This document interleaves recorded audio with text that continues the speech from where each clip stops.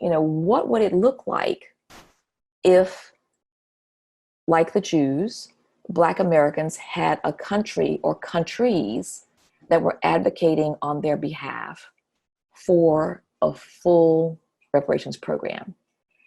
And Sandy and I were just stunned.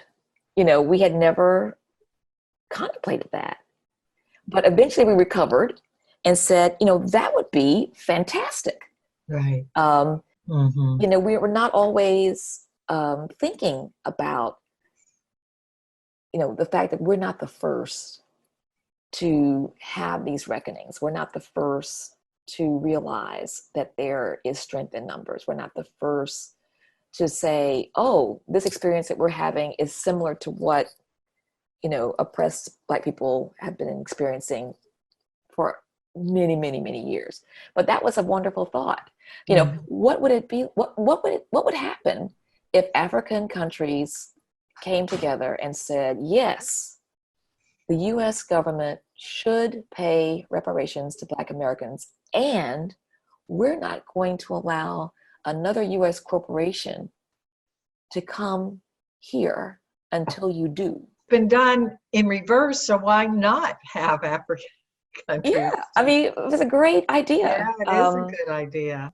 All right, let's go back to, so the direct payments. For us, the criteria for eligibility is twofold.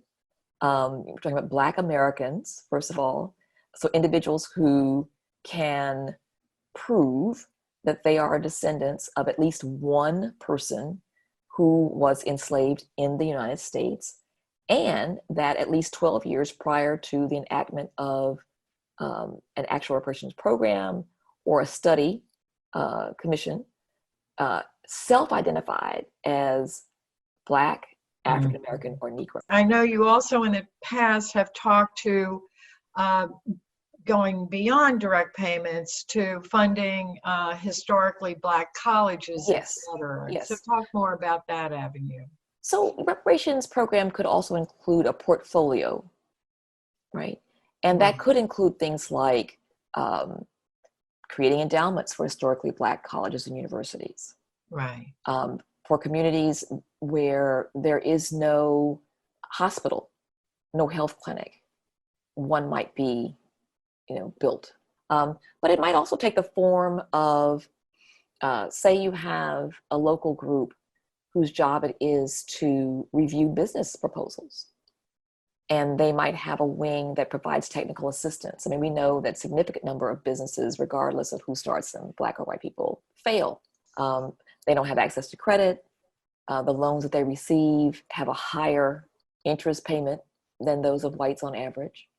So that could be a very important component because there's so many Black people who are interested in, business enterprise.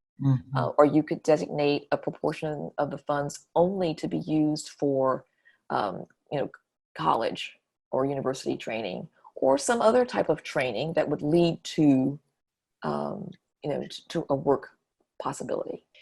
Let's talk about the educational component. The museums can play a very critical role, especially institutions like the National Museum of African American History and Culture, the Black Smithsonian, but also the public schools. We would like to see at least 3 generations be taught about our history, an accurate American history in K-12, but also college as well.